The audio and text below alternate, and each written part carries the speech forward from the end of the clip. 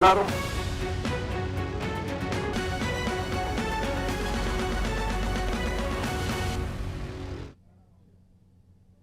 नमस्कार, मैं हूं रत्नाकर त्रिपाठी।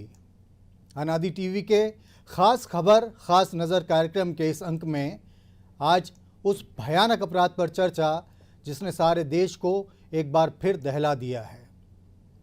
उत्तर प्रदेश के हाथरस में दरिंदगी की शिकार हुई 19 साल की लड़की ने आखिरकार तड़प तड़प कर दम तोड़ दिया। हम उस संस्कृति के लोग हैं जो जिस जगह नारी की पूजा होती है उस जगह देवता निवास करते हैं, ये बात सिखाती है।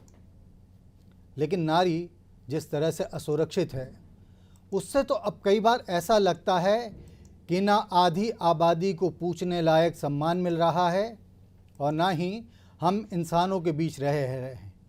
सारा माहौल जैसे राक्षसों की अधिकता वाला हो गया है और खौफ तब बढ़ जाता है जब इस तरह की वारदातें ये निराशाजनक तस्वीर दिखाती हैं कि मामला इस रात की सुबह नहीं वाला हो गया है।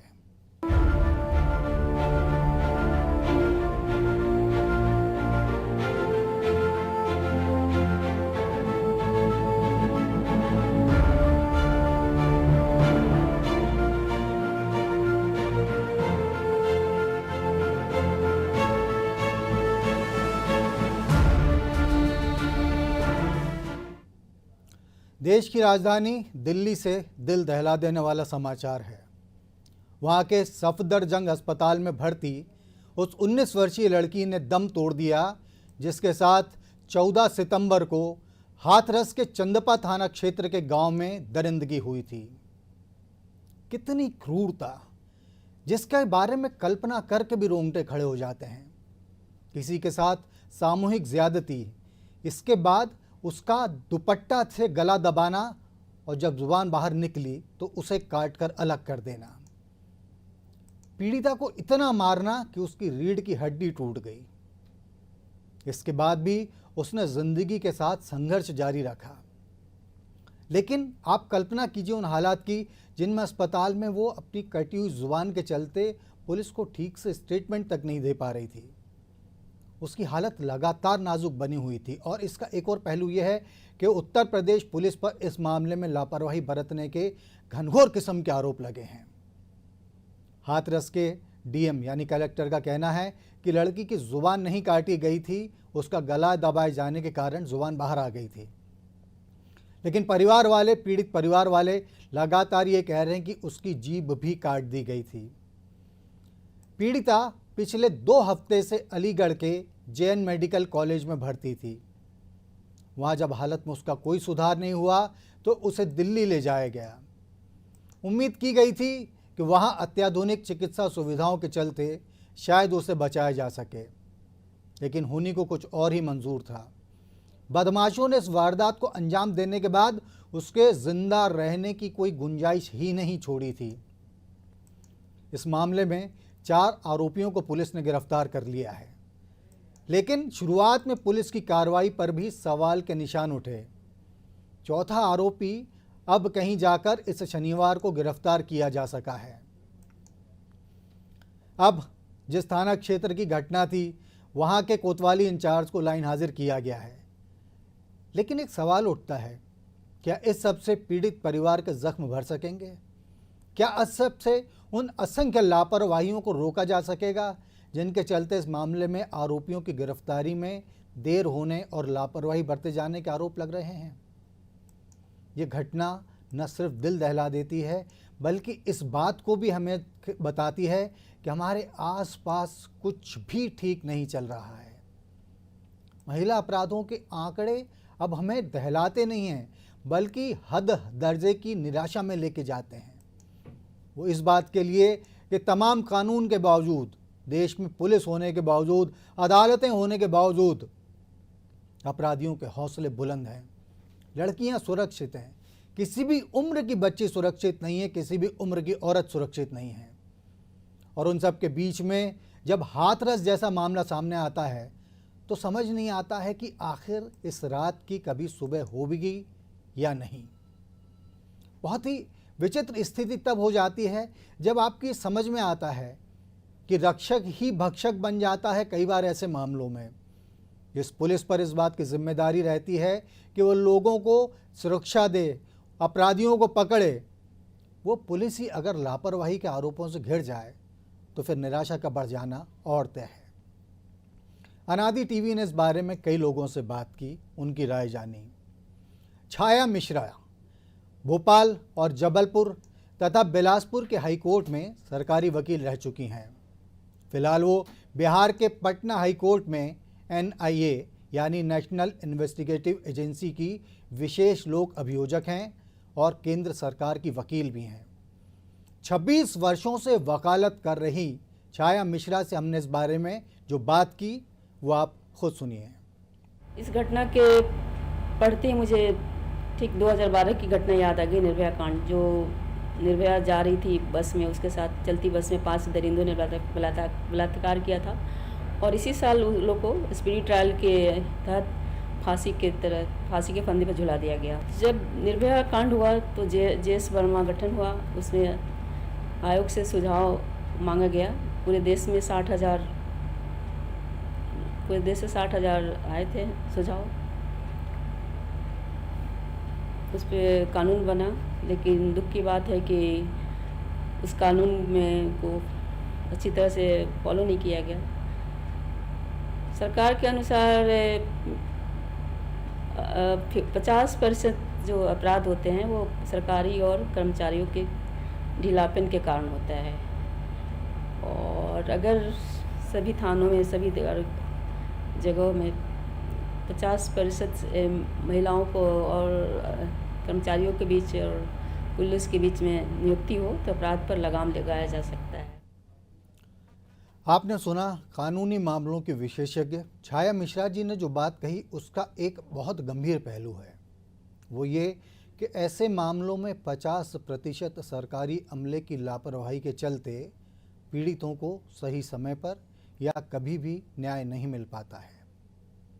उन्होंने निर्भया का भी जिक्र किया छाया मिश्रा जी ने, और एक बात को ख़ास तौर से कहा कि बड़े दुख की बात है कि ऐसा कानून बन जाने के बावजूद उसे पूरी तरीके से अमल में नहीं लाया जा सका है।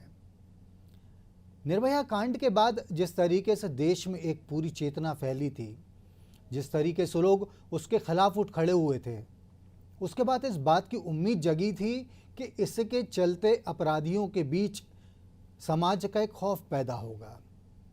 बाद में जब ये हुआ कि बलात्कार जैसे संगीन मामलों में, हत्या जैसे संगीन मामलों में नाबालिग यदि कोई शामिल है तो उसे बालिग की तरह ही उसके खिलाफ मुकदमा चलाया जाएगा, तब एक बार उम्मीद फिर जगी थी कि अपराधियों के बीच कानून का खौफ पैदा होगा, क्योंकि इससे पहले कई ऐसे मामले हुए थे। खुद निर्भया के केस में नाबालिग आरोपी फांसी की सज़ा से बच गया था। तभी माना गया कि भाई अपराधियों के बीच ये मैसेज भी जाएगा कि उम्र के होने से कोई फ़र्क नहीं पड़ता, उम्र कम होने से, बल्कि यदि अपराध की जो ग्रेविटी है बहुत ज़्यादा है तो उसके चलते उन्हें किसी एडल्ट अपराधी की तरह ही सज़ा दी जाएगी। उसके बाद में मध्य प्रदेश देश का ऐसा पहला राज्य बना जिसने कहा कि नाबालिग यदि किसी के साथ रेप होता है और उसका दोष साबित होता है तो अपराधियों को फांसी की सज़ा दी जाएगी। बाद में केंद्र सरकार ने भी इस दिशा में कानून बनाकर फांसी की इस सज़ा पर मोहर लगा दी। बावजूद उसके ऐसे मामले रुकने ही नहीं आ रहे हैं। आए दिन हम देखते हैं कहीं ना कहीं रेप की ऐसी घटना हो जाती है। आए दिन हम देखते हैं कहीं ना कहीं महिलाओं के खिलाफ ऐसे अपराध हो जाते हैं जिन्हें सुनकर सनसनी फैल जाती है, जिन्हें सुनकर, जिनके बारे में सुनकर, देखकर, जानकर रोंगटे खड़े हो जाते हैं कि आखिर हम कहाँ जा रहे हैं। तो क्या अपराधियों के बीच कानून का खौफ पूरी तरीके से ख़त्म हो गया है? हालांकि ये बात कहना गलत होगा। कानून है तभी आज देश में काफ़ी हद तक लोग सुरक्षित हैं। पुलिस है तभी आज देश में बहुत हद तक ये हो रहा है कि अपराधियों के हौसले कम होते दिख रहे हैं। लेकिन जिस तरीके की वारदात हाथरस में हुई, इस तरीके की वारदात निर्भया के साथ हुई थी, निर्भया कांड से लेके हाथरस में बीती 14 सितंबर के पहले तक देश में जिस तरीके की अनेक ऐसी वारदातें सामने आईं, उन्हें देखकर ये लगता है कि इस दिशा में अभी और बहुत काम किए जाने की ज़रूरत है। इस दिशा में बहुत ज़्यादा सुधार की ज़रूरत है। कानून में मुझे लगता है कि और सख्ती की जानी चाहिए। लोगों से बात करें, सब एक सुर में इस बात को कहते हैं कि कानून बहुत सख्त होना चाहिए। कुछ आवाज़ें ज़रूर ऐसी उठती हैं जो इस बात से इत्तेफाक नहीं रखती कि रेपिस्ट को फांसी दी जाए, लेकिन अगर हम गौर से देखें, रेप की घटनाओं को लेकर हुए प्रदर्शनों की बात करें, रेप की घटनाओं को लेकर हुए विमर्श की बात करें, रेप की घटनाओं को लेकर हुई बहस की बात करें, तो अधिकांश लोग इस बात के ही पक्षधर हैं कि रेपिस्ट को उसका अपराध साबित होने के बाद में फांसी की सज़ा दी जानी चाहिए। पूरे देश में इस मांग ने जोर पकड़ा और तभी केंद्र को ये कानून बनाना पड़ा। लेकिन रेपिस्ट हैं कि उनके हौसलों में किसी किस्म की कमी नहीं आ रही है, उनके गंदे मंसूबों में कभी कमी होती महसूस ही नहीं हो रही है। आखिर क्या होती है ये वजह जिसके चलते कोई इंसान इतना क्रूर हो सकता है? रेप अपने आप में एक बहुत ही जघन्य अपराध है, लेकिन उसमें इस तरीके की चीज़, निर्भया कांड में उसके बॉडी के पार्ट्स बाहर निकाल दिए गए थे उस बेचारी पीड़िता के, ताकि रेप साबित ना हो सके। इस घटनाक्रम में उसकी लड़की की हाथरस वाले घटनाक्रम में उस लड़की की ज़ुबान काट दी गई ताकि वो अपने साथ हुई पीड़ा को किसी से साझा न कर सके। भोपाल में कुछ साल पहले ऐसी तरीके की घटना हुई थी। 2 लोगों ने एक बच्ची का रेप किया था, उसके बाद उसे ऐसा जहर दे दिया गया जिससे वो गूंगी हो गई थी, उसकी दोनों आंखें चली गई थीं। वो तो उन 2 अपराधियों में से एक को बाद में न जाने क्या गिल्ट फील हुआ या उसको आत्मग्लानि कुछ हुई तो उसने अपराध कबूल लिया, वरना बच्ची तो इस स्थिति में थी ही नहीं कि अपने साथ हुए इस वाक़े के बारे में किसी को कुछ भी बता सकती थी। इंसान इतना हैवान कैसे बन सकता है? वो क्या चीज़ रहती है जो उसको हीनियस क्राइम करने के लिए मोटिवेट करती है, प्रेरित करती है और उसे उस बात के एहसास से बहुत दूर कर देती है कि वो किसी की ज़िंदगी के साथ अपने ज़रा से देर के आनंद के लिए कितना बड़ा खिलवाड़ करने जा रहा है। भोपाल की रहने वाली डॉक्टर ब्रीस त्रिपाठी साइकोलॉजिस्ट हैं, वो एक काउंसलर भी हैं और उन्होंने ऐसे कई मामलों का अध्ययन कर लिया है। हमने डॉक्टर ब्रीस त्रिपाठी से इस बारे में बात की और जानना चाहा कि आखिर इंसान ऐसा हैवान कैसे बन सकता है। जो इंसान के सिंपैथेटिक सर्किट होता है उसका कहीं ना कहीं डिप्रिसिएशन होना शुरू होता है माइंड में। ये जो सहानुभूति सर्किट का क्षरण जो होता है उसकी वजह से वो इंसान धीरे धीरे क्रूर और क्रूरतम होता जाता है। उसको ये लगता है कि जितना ज्यादा मैं किसी के साथ क्रूरता करूंगा, चरम कहते हैं ना, एक प्रकार का चरम क्रूरता का कार्य उससे संभव हो जाता है। उसको बहुत कठिन नहीं लगता, सिर्फ ये एक सिंपैथेटिक सर्किट के क्षीण होने की वजह से। कोई दुख दर्द की पीड़ा से जब उसके सामने गुजरता है तो वो आनंद की अनुभूति करता है। जैसे कोई बच्चा टॉफी खाकर जो आनंद की अनुभूति करता होगा, ऐसे सैडिस्ट व्यक्ति किसी को पीड़ा देकर, किसी को तकलीफ देकर, उसके प्रति क्रूर व्यवहार अपनाकर उन्हें एक आनंद की प्राप्ति होती है। जो प्रतिद्वंद्वी प्रक्रिया का सिद्धांत होता है वो उस तरीके को बताता है जिसमें व्यक्ति न केवल प्रदर्शन करते हैं बल्कि उन दुखद क्रियाओं का आनंद लेते हुए एक सामान्य व्यक्ति की तरह जीवन निर्वाहित करते हैं। इसका उपचार भी है, मनोवैज्ञानिक चिकित्सा है, दवाइयां हैं और यौन साधना विकार के जो उपचार है आमतौर पर उसमें दवाएं और मनोवैज्ञानिक चिकित्सा शामिल है। और ये पहले माना गया था कि ये क्राइम है और एक मेंटल इलनेस है, एक पर्सनालिटी डिसऑर्डर है। सैडिस्टिक पर्सनालिटी डिसऑर्डर को पहले एक मेंटल इलनेस के तौर पे लिया गया था, लेकिन धीरे धीरे over the time sadism has been considered more of a lifestyle choice और ए पर्सनालिटी क्विर्क और ए पर्सनालिटी ट्रेट। अब जो नए डायग्नोस्टिक और स्टैटिस्टिकल एनालिसिस ये कहते हैं कि ये भी एक तरीके का पर्सनालिटी डिसऑर्डर है, इसको ट्रीट किया जा सकता है। तो बात पहले आई क्रूरता की, अब बात यह आ रही कि पर्सनालिटी डिसऑर्डर का मामला होता है। लेकिन इन चीज़ों का जो सबसे ख़तरनाक एक पहलू है वो ये भी है कि ऐसे मामलों में जो लोग पकड़े जाते हैं वे हैबिचुअल क्रिमिनल नहीं होते हैं, वो आदतन अपराधी नहीं होते हैं।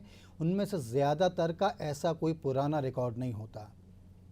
इसके चलते इस बात की आशंका और बढ़ जाती है कि हम अपने आसपास न जाने इतने कैसे लोगों से घिरे हुए हैं जो किसी भी समय ऐसी किसी भी वारदात को अंजाम दे सकते हैं। मध्य प्रदेश पुलिस में लंबी और उल्लेखनीय सेवाएं देने वाले रिटायर्ड आईपीएस डॉक्टर गिरिजा किशोर पाठक हमारे साथ फोन लाइन पर जुड़ गए हैं।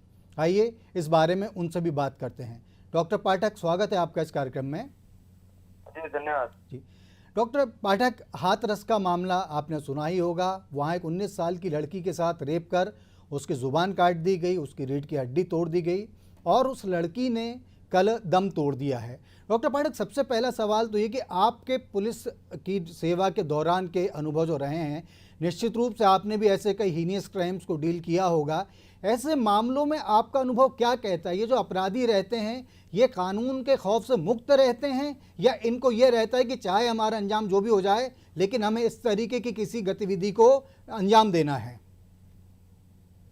देखिए, ये जो बेसिकली जो अपहरण करना है और फिर इस तरह के जो दुर्दांत अपराध को अंजाम देने वाले मतलब जो केसेस हुए हैं उसमें जो हैबिचुअल ऑफेंडर उतने नहीं मिले हैं जितने ये मिले हैं कि आपके पड़ोस में रहने वाले, आपके सगे रिश्तेदार या आपके इर्द गिर्द रहने वाले जिन पे लोग शक नहीं करते हैं, संदेह नहीं कर।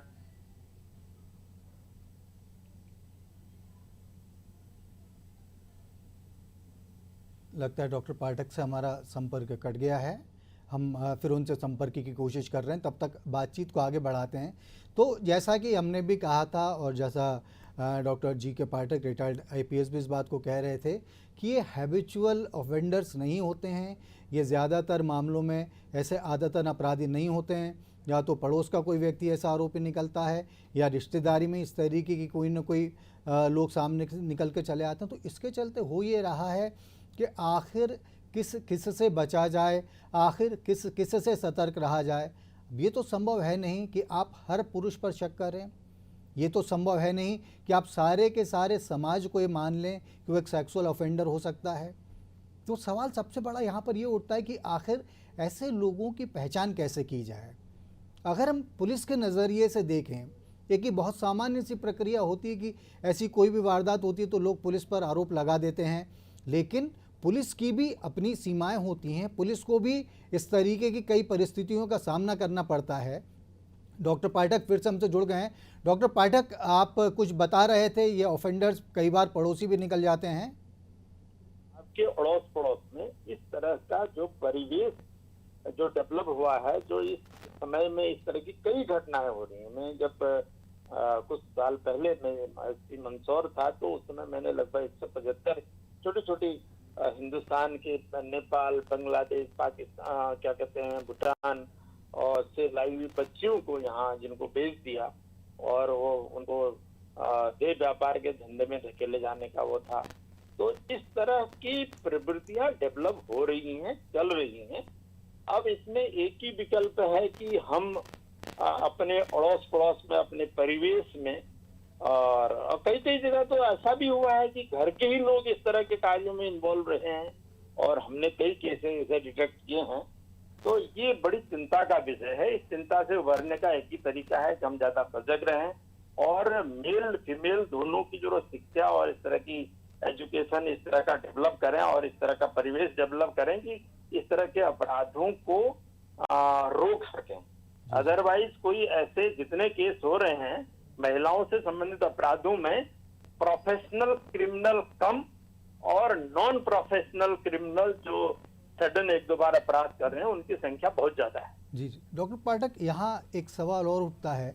पुलिस की जो इन्वेस्टिगेशन रहती है, क्योंकि आप इस प्रक्रिया से गुजरे हैं, तो कई बार इस तरीके के जो मामले होते हैं, स्वाभाविक बात है जैसा भी आपने कहा कि समाज को इस बारे में जागरूक होना पड़ेगा। पुलिस को ऐसे मामले कम करने के लिए समाज से किस तरह के सहयोग की सबसे बड़ी ज़रूरत है? जैसे पुलिस एक, आप समझ लीजिए कि एक इन्वेस्टिगेशन में साक्ष्य संकलित करने वाली एक एजेंसी है पुलिस।